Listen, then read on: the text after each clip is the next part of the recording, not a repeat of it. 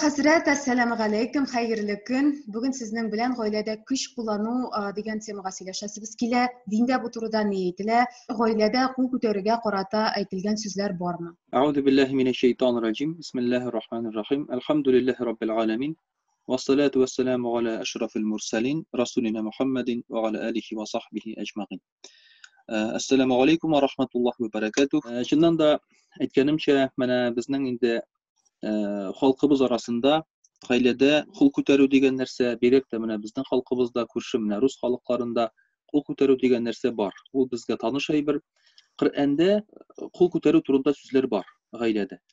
Коръәндә булай дип әйтелә: әгәр дә сезнең хатыннарыгыз ачык фәхешлек яки бузыклык кылсалар, ягъни сезнең сүзегезне тыңламасалар, бу очракта аларны тәрбияләгез диелә Коръән-и Кәримдә. Тәрбия чарасы алып барыла ничек? Тәрбия чарасы башта үгет-насихат белән алып барыла. Аннан соң инде әгәр дә тыңламыйлар икән, аларның белән йокламыйсың һәм икенче этап булай да инде сүзегезне тыңламасалар, бу очракта Коръәндә әйтелә: "Фадрибухунна", сугыгыз аларга диелә. Ләкин монда әлбәттә инде аңлату кирәк. Пәйгамбәрбез саллаллаһу алейхи ва саллям әйтә, шушы сугу турында: "Сугыгыз ди, дарбан гайра мубаррах". Сугыгыз шундый сугу белән ис калдырмасын ди. Ягъни синяк калырга, сынган, кара янган яки канаган җирләр булырга тиеш түгел ди. Димәк, бу сугу инде бик әкрен генә башкарылырга тиеш, бары тик тәрбия йөзеннән. Пәйгамбәрбез саллаллаһу алейхи ва саллям үзе бер вакытта, бер качанда хатыннарына кул күтәрмәгән. Шуңа күрә Коръәндәге бу рөхсәт ул норма яки кагыйдә буларак алынмый.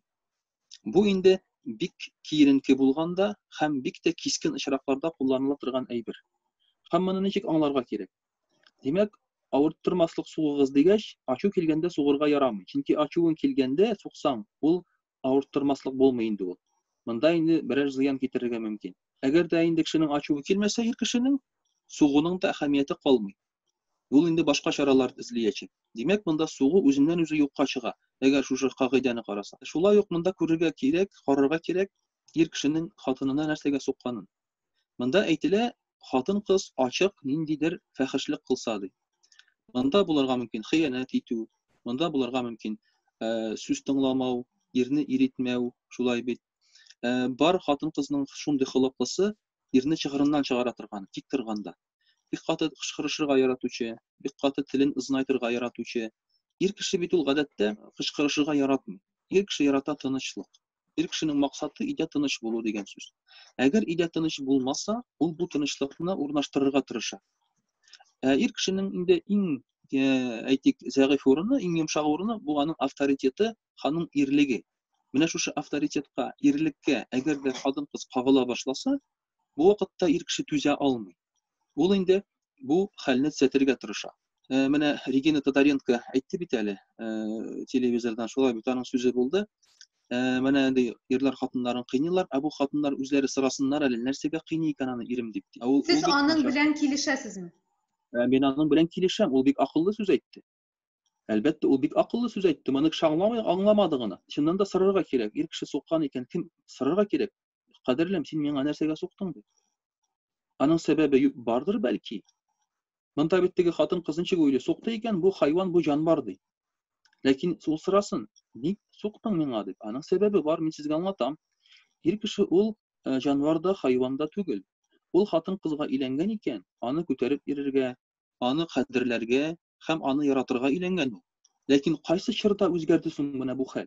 Бу хәл үзгәрде хатын-кыз үзен хатын-кыз итеп тыюдан туктагач. Ягъни хатын-кыз игә килеп кергәннән соң үзен йомшак, иркә һәм ләки яклауга, саклауга хаклы зат икәнен онытты. Хатын-кыз да каршы җавап бирә башласа, үзен ир итеп тыйган була. Ир кешегә каршы дәшүе белән үзен ул ир итеп куя һәм ир кеше дә инде бу хатын-кызны ир итеп күрә башлый. Күз алдында аны. Һәм ахыр чиктә дә бу проблеманы ул ирләрчә хәл итә башлый. Шуңа күрә кул күтәрергә мәҗбүр була. Менә шуның сәбәбе шунда. Мин монда әйтмим, ир кеше хаклы дип, сез мине дөрес аңлагыз инхар. Ләкин хатын-кыз да ир кешенең хәлен аңларга тиеш. Ягъни ир кешене бу дәрәҗәгә җиткезергә ярамый. Шуңа күрә мин үзем теге гел әйтәм. Әйтәм хатын-кызларга, әгәр дә ирегезгә нәрсәдер әйтәсегез килсә, әйтегез. Ләкин карап торыгыз аның реакциясына. Әгәр дә сизәсез икән аның чыгарыннан чыга башлаганын, туктагыз. Бу торымыз була.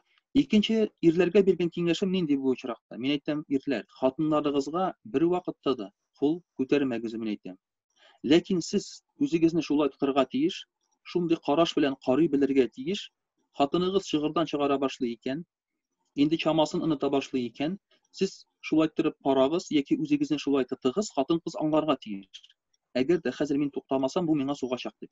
Әгәр дә гаиләдә ир кеше холыксыз булып, тормыш иптәшенә, балаларына кул күтәрә икән, бу очракта хатын-кыз нәрсә эшләргә тиеш? Бу очракта менә шуның турында әйтмәкче идем. Була холыксыз ирләр, мәсәлән, сәбәпсезгә хатын-кызларына бәйләнәләр. Башта алар сукмыйлар, башта алар бәйләнергә сәбәп табалар.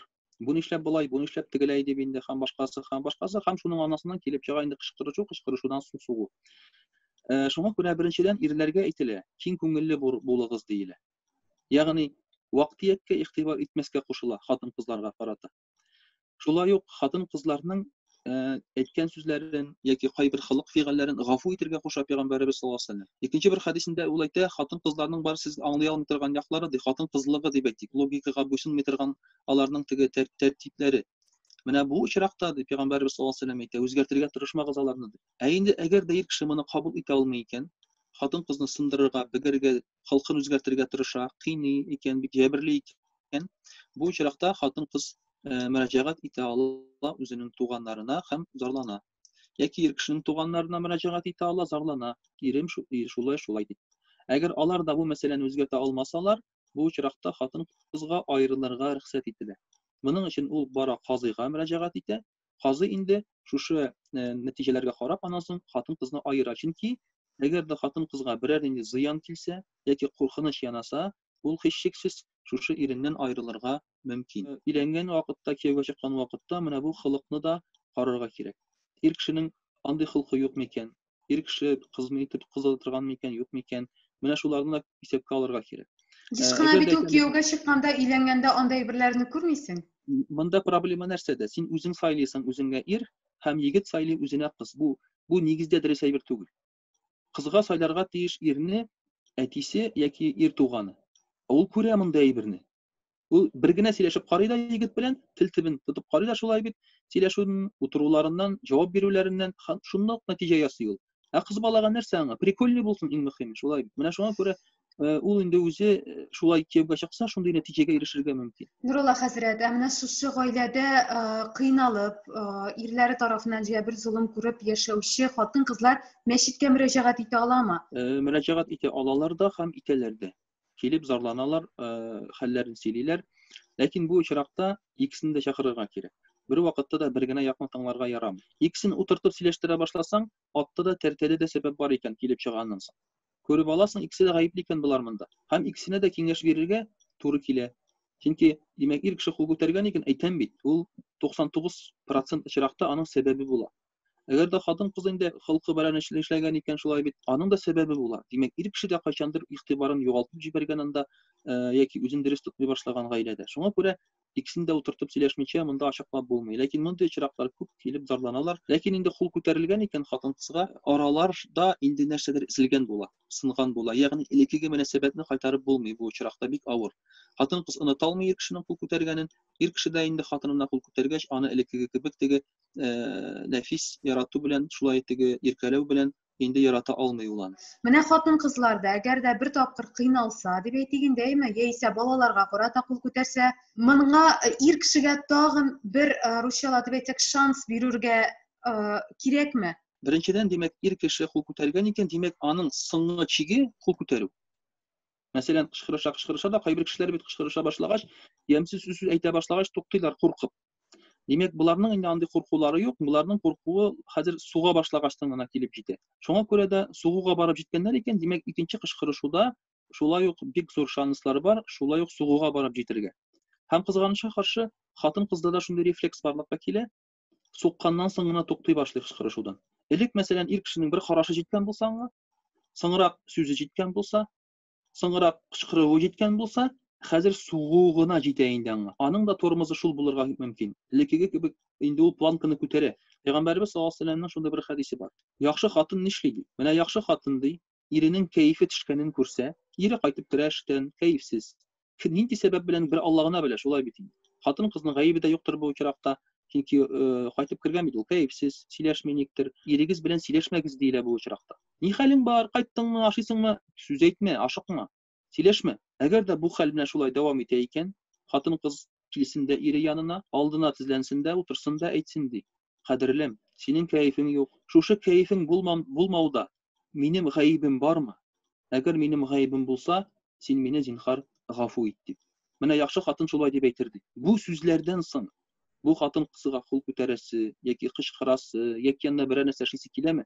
Бу очракта ир кешенең күңелендә гаиб хисе туа. Ул әйтә, кара чыннан да мин бит кара янып йөрим, кәефсезләнеп йөрим, хатынымны бу борчый икән.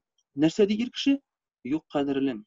Синең гаебең юк. Дөрес аңлагыз, ир кешене якламыйм. Ләкин бу мәсьәләне аны булдырмый калырга мөмкин. Яки булса да төзәтергә мөмкин, әгәр дөрес итеп эш алып барсаң. Онытмаска кирәк, хатын кызның көче йомшаклыкта, куркытуда, янауда, сугуда түгел.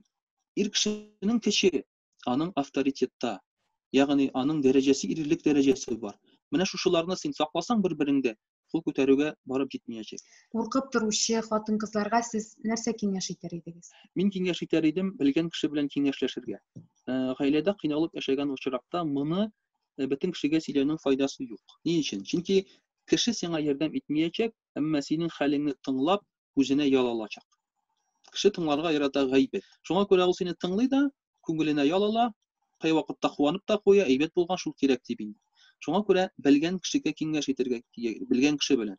Әгәр дә дини гаилә икән, менә муллалар белән, имамнар белән киңәшләшергә була, психологлар белән киңәшләшергә була. Менә шушы киңәшләшү кирәк һәм шулай киңәшләшергә кирәк. Беренче чиратта ирнең туганнары белән алар аңа тәэсир итсен өчен матур итеп, әлбәттә инде теге язарланып түгел, киңәшләшү йөзендә. Пәйгамбәрбез саллаллаһу алейһи ва сәллям әйтә, хатын-кызлар ди, алар сезнең кулыгызга бирелгән әманәт. Чөнки сез аны ди әтисеннән алдыгыз менә хәзер. Әтисе аны чәчәк кебек үстергән, шулай бит кадерләп, хөрмәтләп. Һәм хәзер сиңа тапшырган. Син аны хәзер шулай ук дәвам итәргә тиеш. Бөтен нәрсә үзеңнән башлана. Менә ир кеше дә суга икән, ул шулай ук сәбәпне эзләсен үзеннән. Хатын-кыз сугыла икән, ул сәбәпне эзләсен үзеннән. Менә шулай иткәндә төзәтергә була. Әгәр дә ир кеше сукканда сәбәпне эзләсә хатын-кыздан, ир кеше кыйный мине дип хатын-кыз эзләсә сәбәпне ир кешедән, алар бер вакытта да бу хәлне төзәтә алмаячаклар. Чөнки алар үзләрен түгел кешене гаип итеп сизәләр. Берни дә үзгәрмәсә һәм гаилә аерылышырга уйлый икән, бу очракта дин бер якны да яклап чыкмый, шулай бит? Аерылган очракта мине аер әле дип, минем аерыласым килә дип беренче булып сүзне әйтә хатын-кыз. Ирләр бу эшне нинди гаилә авыр яшәсәләр дә гаиләдә, хәтта ир кешенең аны читтә башка хатыны булса да, ул бер вакытта да аерылам дип беренче сүз чыгармый. Беренче моны хатын-кыз әйтә. Шуңа күрә хатын-кызның кулына аерылу көче бирелмәгән. Ягъни ул үзе мин аерылам дип чыгып китә алмый. Ләкин ул казыйга бара ала. Менә казый инде аларны аерырга мөмкин, шулай ук билгеле бер сәбәпләр белән. Бу сәбәпкә нәрсә керә? Бу сәбәпкә керә ир кешенең акылсыз булуы, ир кешенең җинси яктан көчсез булуы һәм ир кешенең хатынны кыйнавы. Ләкин кыйнавы шулай итеп, ир кешегә, хатын-кызга зыян килә. Хатын-кыз кыйрсытылып, кимсетелә, ягъни үзенең кешелек дәрәҗәсен югалта хәтта. Шундый гаиләдә шундый хәлләр бар. Ягъни хатын-кыз үзен хатын-кыз буларак түгел, хәтта кеше буларак та үзен инде хис итми башлый. Шулай булганда, әлбәттә, казый моны күрә һәм инде бу гаиләдән аерырга мөмкин. Гаилә тормышы кыра икән кешеләр, уйларга кирәк. Ир кеше уйларга тиеш. Бу хатын-кызны бәхетле итәр өчен мин нәрсә эшли алам дип. Хатын-кыз әйтергә тиеш, уйларга тиеш. Бу ир кешене бәхетле итәр өчен мин нәрсә эшли алам дип. Менә шушылай яшәгәндә бернинди низахка да, кул күтәрүгә дә урын булмаячак. Нурулла хәзрәт, бик зур рәхмәт сезгә. Шушындый кызыклы әңгәмәгез өчен. Алла рәхмәтләре булсын. Ассаламу алейкум ва рахматуллаһи ва баракатуһ.